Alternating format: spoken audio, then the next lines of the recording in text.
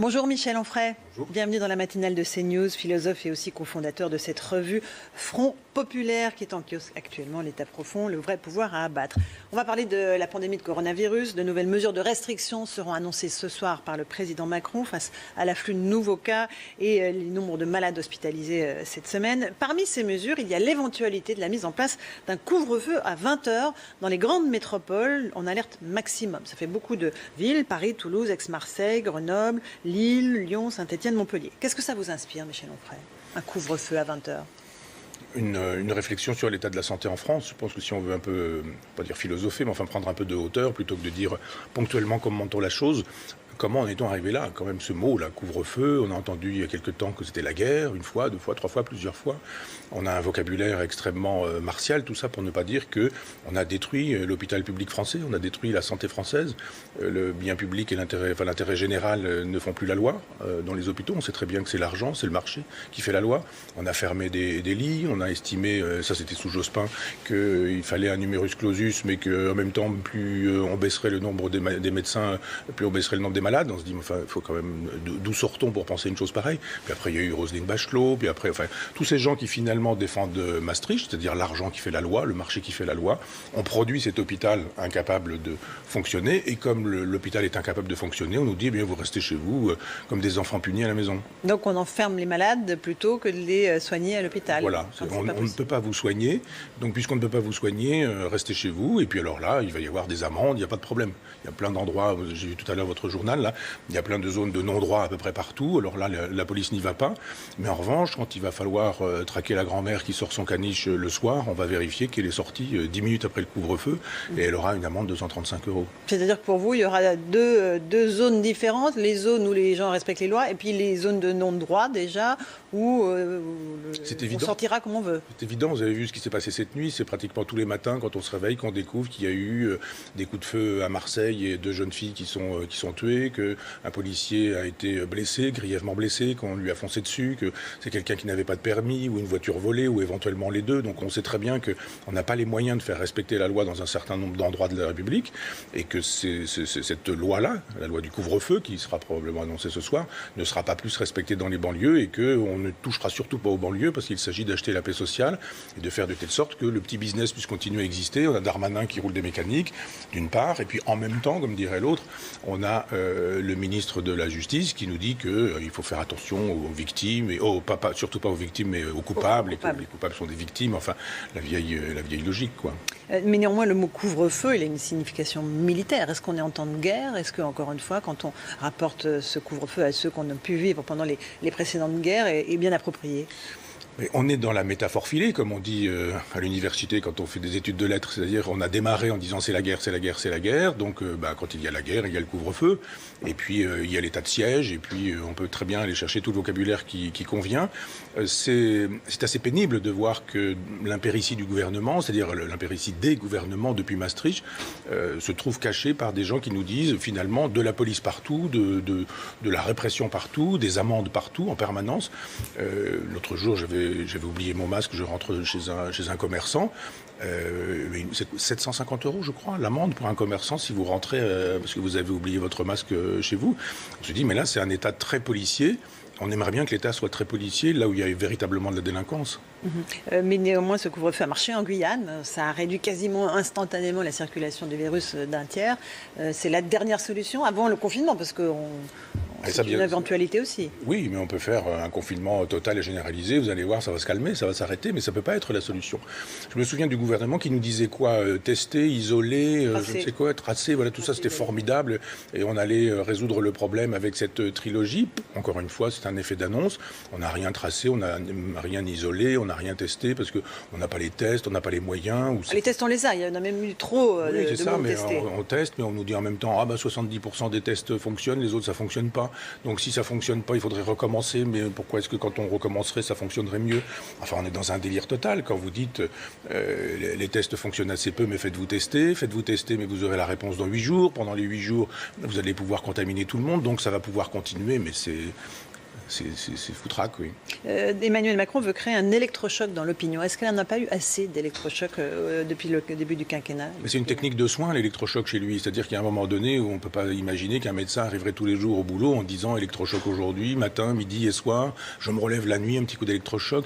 Et puis surtout cette façon de dire sans dire tout en disant, le fameux en même temps, parce que là, le couvre-feu, on en parlait, on en parle, et puis on va en parler, et puis après, on en aura parlé.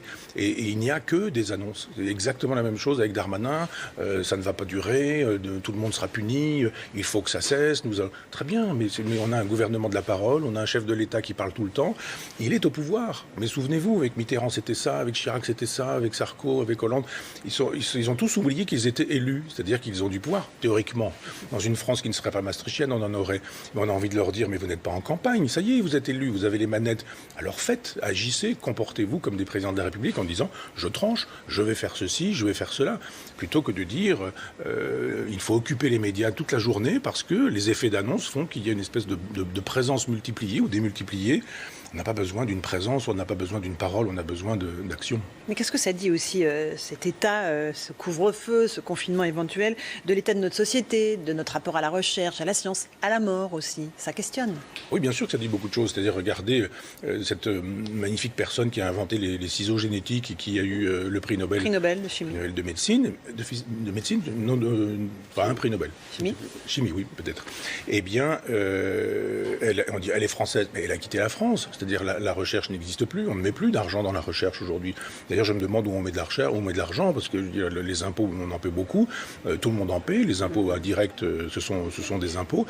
Qu'est-ce qui fait qu'il n'y a pas de recherche? Qu'est-ce qui fait qu'il n'y a pas de technologie? Qu'est-ce qui fait qu'il n'y a pas de technique? Qu'est-ce qui fait qu'on n'est pas capable de produire des masques? Qu'est-ce qui fait qu'on n'est pas capable de produire des tests qui permettraient de dire, bah oui, le test, il fonctionne. Vous dites, mais enfin, vous imaginez une chimiothérapie, on vous dit, on n'est pas très sûr que ça fonctionne, ça fonctionne de temps en temps, mais pas pour tout le monde.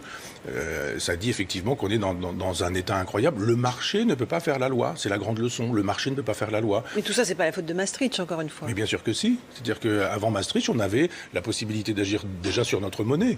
Quand vous avez la souveraineté monétaire, vous avez la possibilité de faire une politique. Quand vous avez la souveraineté, vous pouvez très bien dire, par exemple, dans l'éducation nationale, ce n'est pas le marché qui fait la loi, c'est l'instruction publique. À l'hôpital, ça n'est pas le marché qui doit faire la loi, ça doit être la santé publique, l'intérêt général, le bien public. Et pour ce faire, il faut prévoir. On le sait très bien, le réchauffement climatique produit la fonte du permafrost qui lui-même libère des virus dont on ignore la toxicité. Il est plutôt sympathique, le virus du Covid, parce que imaginez qu'il soit vraiment mortel. À chaque fois qu'il touche quelqu'un, il se met à le tuer et on n'a pas d'autre solution. Donc on dit souvent gouverner, c'est prévoir. Eh bien, on voit bien que les gouvernants ne prévoient rien du tout et ne préparent rien du tout. Là, on nous dit il n'y a plus de place dans les hôpitaux. Eh bien, il va falloir que vous restiez chez vous. Qu'est-ce que c'est que cette politique? Qu'est-ce que c'est que cette stratégie? C'est la stratégie de ceux qui nous ont dit, le marché faisant la loi, on n'a pas besoin d'avoir des lits, le moins de lits possible, le moins de médecins possible, le moins de compétences possible, le moins de personnel possible, payer le personnel le moins cher possible. Il faut qu'il travaille bien sûr le plus longtemps possible. Ça raconte effectivement que nous sommes dans une impasse, que le libéralisme ne peut pas être la solution. La guerre entre les médecins, elle s'est étalée au grand jour, elle continue. Il y a les rassuristes et les alarmistes. Oui. Est-ce que vous comprenez qu'on s'en prenne aux uns ou aux autres au lieu de faire concorde nationale?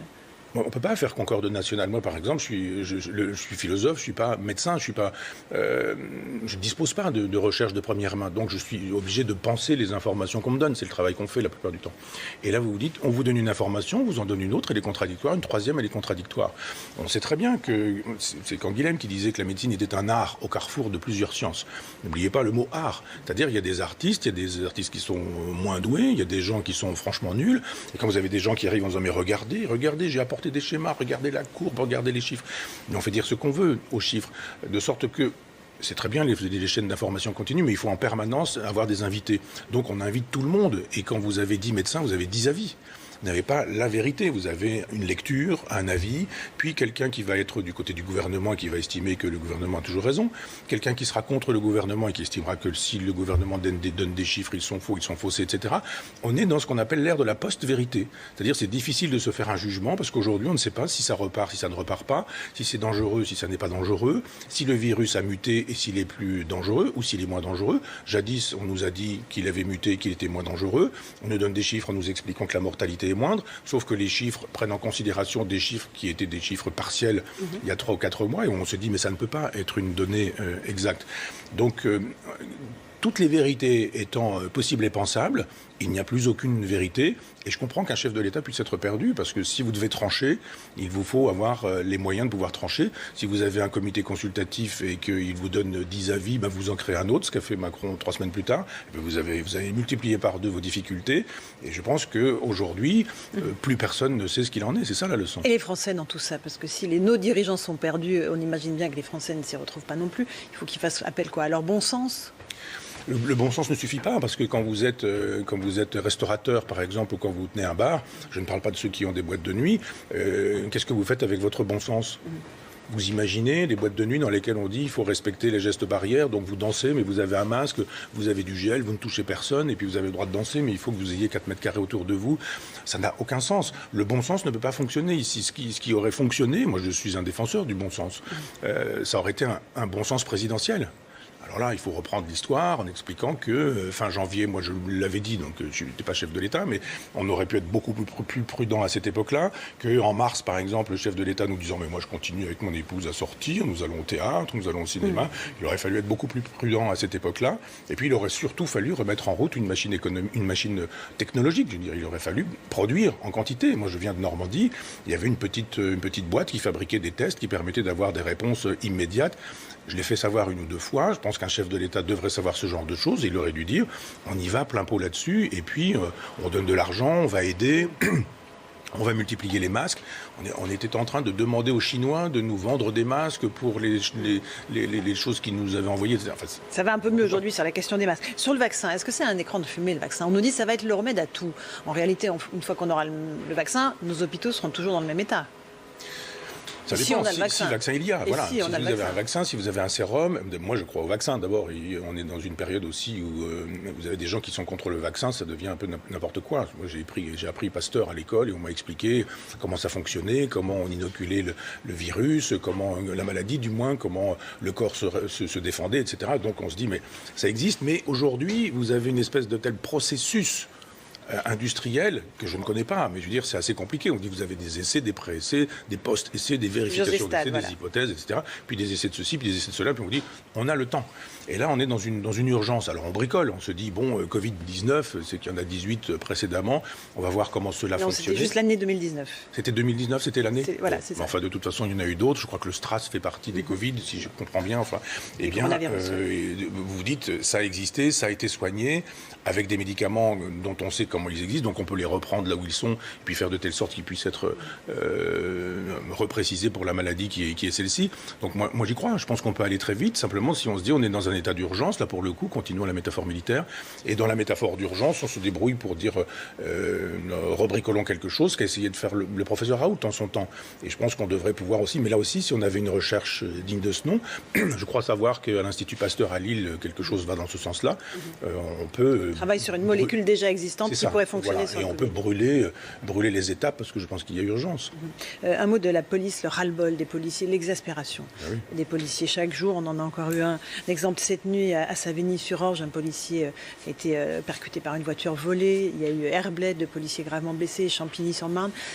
Cette violence contre les policiers, elle dit quoi de notre société, Michel Onfray ? Mais elle dit qu'il y a eu aussi une inversion de valeurs et qu'avec le logiciel du gauchisme culturel, on a estimé que les gens qui nous protégeaient nous agressaient, et que les gens qui nous agressaient étaient des victimes. C'est-à-dire qu'il y a quelque chose de sidérant. On nous dit « Ah, mais ces pauvres garçons, peut-être qu'ils font des bêtises dans les banlieues, mais il faut les comprendre. Le chômage, la misère, la pauvreté, enfin tout le discours de la France insoumise, etc. » Je vous assure que dans la campagne normande que je connais, il y a des enfants qui sont en difficulté, il y a des enfants qui ne trouvent pas de travail, il y a des jeunes qui ne trouvent pas de travail, mais on s'en va jamais percuter les policiers comme ça simplement parce qu'on aurait volé une voiture. Ce sont des endroits dans lesquels on a mis beaucoup d'argent public, les banlieues, normalement pour des plans qui auraient dû produire des effets, ça ne produit pas d'effets. Donc il y a juste un moment donné où il faut arrêter la culture de l'excuse qui consiste à dire « Ah non, les victimes sont des coupables et les coupables sont des victimes ». Policier, c'est pas un métier facile quand vous vous faites insulter, mépriser, cracher cracher dessus, quand on vous balance des frigidaires sur la tête, quand on vous tire dessus, alors que ce soit avec des mortiers de feux d'artifice ou avec des balles réelles, ou quand éventuellement on vous fait vraiment une expédition punitive. Vous avez vu l'autre jour, 2 policiers, on leur tire dessus, on leur tire 2 balles, et puis voilà, on se dit... Et quand vous avez une partie de la classe politique qui semble bien vous expliquer que c'est la société qui est en jeu, c'est la société qui est coupable, et les vraies inégalités, elles sont là, et qu'on ne peut pas accepter ça. Il faudrait pour le coup qu'il y ait une espèce de cohérence nationale qui permette de dire on arrête de faire de la politique politicienne avec ça, on défend notre police, on défend notre armée, elle est là pour nous protéger, elle fait un métier difficile, et il y a un moment donné où effectivement, quand il y a des accidents, on se dit c'est normal qu'il y ait des accidents, parce que quand vous êtes au contact de gens qui eux-mêmes sont violents, vous n'arrêtez pas la violence avec des bisounours, avec des bougies, avec des poèmes. Vous êtes bien obligé de temps en temps d'utiliser la force, et quand c'est force contre force. Le président a fait un discours sur le séparatisme. Est-ce qu'on est déjà au-delà du séparatisme pour vous dans notre pays ou pas? Mais bien sûr, mais on le sait bien. C'est-à-dire que quand on vous dit qu'il y a des problèmes dans des quartiers et que certains vous disent il faut élargir les trottoirs parce que ça évitera les difficultés, on se dit ah bon, on en est là quand même sérieusement, des gens peuvent dire des choses pareilles. Ça veut dire que le séparatisme il est là, et que le président Hollande l'avait fait savoir dans ce livre avec des journalistes du Monde. Il y a eu exactement la même chose avec Gérard Collomb qui était ministre de l'Intérieur. Quand vous arrivez le matin au bureau, que vous êtes ministre de l'Intérieur, vous avez un état vraiment de ce qu'est la France. Tout vous remonte et ça arrive sur votre bureau et vous savez ce qui se passe. Et quand il nous dit pour l'instant nous sommes côte à côte, attention à ne pas nous trouver face à face, on sait bien que quand il dit attention à ne pas nous trouver, il sait qu'on est déjà face à face. Donc on le sait très bien. Et vous avez un effet d'annonce. On nous dit oh mais le président va parler un jour, il va faire un grand discours. Vous allez voir, très très grand discours. Il fait un discours qui est somme toute assez léger. Cette idée de dire oh mais on va enseigner l'arabe dans les écoles, ça va être formidable, les djihadistes vont arrêter de poser des bombes partout. On se dit mais ça n'est pas possible qu'on en soit là, quoi, qu'on puisse. Et puis après, 2 jours plus tard, on vous dit finalement le mot séparatisme a pu blesser un certain nombre de personnes, donc excusez-nous. On le retire. Sur la laïcité, et on retire le mot, etc. Ce sont des signes qui sont donnés à tous ces gens dans les banlieues en leur disant continuez, il n'y a aucun problème, vous aurez l'impunité pour vous. Merci beaucoup en tout cas Michel Onfray d'être venu ce matin dans la matinale de CNews. Front populaire en kiosque, l'État profond, le vrai pouvoir à abattre. Merci beaucoup d'être venu ce matin. Tout de suite, c'est à vous Romain Desarbres.